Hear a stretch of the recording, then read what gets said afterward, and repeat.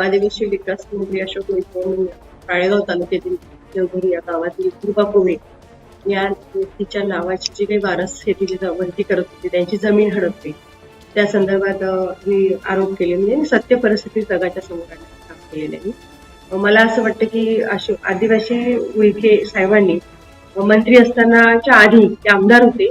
आमदार असताना त्यांनी बिरसा मुंडा गिरणीच्या नावाखाली एका आदिवासी कुटुंबाला जमीन ताब्यात असताना त्याची जमीन परस्पर खरेदी करून लाटण्याचं काम केलेलं. आणि त्या संदर्भात आम्ही दिवाणी न्यायालयामध्ये केस दाखल केली, त्यानंतर जिल्हा न्यायालयामध्ये पण केस दाखल केली. आज तो केस प्रलंबित आहे. परंतु वस्तुस्थितीमध्ये असं आहे की जे गरीब लोक होते त्यांचं एकमेव जगण्याचं साधन शेती होती, आणि त्या उभ्या पिकामध्ये जेसीबी टाकून ते शेत मोडून त्या जमिनीचा ताबा घेण्याचं काम उईके साहेबांनी केलं. दुसरा मुद्दा की आदिवासी आश्रम शाळेमध्ये मुलींचे शोषण होण्याचा जो प्रकार आहे तो मोठ्या प्रमाणात वाढलेला आहे. आदिवासी शाळेमध्ये पालोथी आदिवासी शाळेमध्ये मुलींनी आमचं शोषण होत आहे किंवा आमच्यासोबत गैरव्यवहार होत आहे असे आरोप केले होते, आणि त्याच्या तक्रारी मुख्याध्यापकाकडे, वार्डनकडे आणि पीओकडे दिले असताना सुद्धा ते प्रकरण दाबण्याचा प्रयत्न डिपार्टमेंटने केला आणि डिपार्टमेंटची बदनामी होते असं समजून त्याकडे दुर्लक्ष केलं. याचा मूळ मुद्दा असा आहे की यांनी कंत्राटी भरत्या निवासी आश्रम शाळेमध्ये कंत्राटी भरत्या घ्यायलाच नको, कारण कंत्राटी व्यक्तीला काढून टाकल्यानंतर तो बेजबाबदार होऊन जातो. एका जबाबदार रिस्पॉन्सिबल पोस्टवरती परमनंट पोस्टचे पदाधिकारी असायला पाहिजे. चौकीदार आणि शिक्षक कंत्राटी भरल्यामुळे काय झालं की ते रिस्पॉन्सिबल नाहीये कुठल्या गोष्टीला.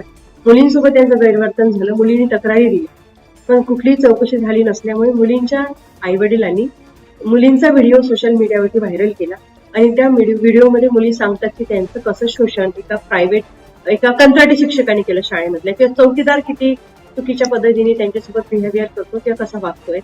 तर हे सगळं समोर आल्यानंतरही मंत्री साहेबांनी ते प्रकरण दाबण्यात आलं. ते प्रकरण उघडकीस आणलं नाही आणि आरोपींवरती चौकशी करण्याऐवजी तिथल्या निर्दोष वॉर्डनला सस्पेंड करून तिला घरी बसवलं.